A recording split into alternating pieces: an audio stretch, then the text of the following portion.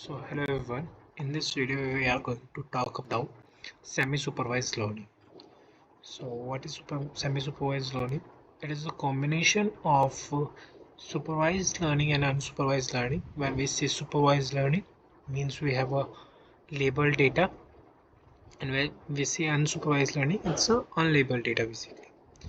So it is a combination of each of them. Some part of the data is clustered together, and that is labeled also, right?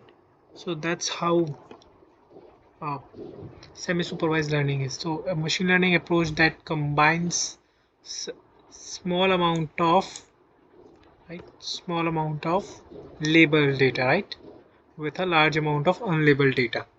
And why there is some amount of unlabeled data? Because it is costly, right? Sometimes it's unavailable and sometimes it's very costly to label the data. And for example of the semi-supervised learning is the Google Photos. We can see in our Google Photos that we can click on the people side, and we can see that these people in the different images, right?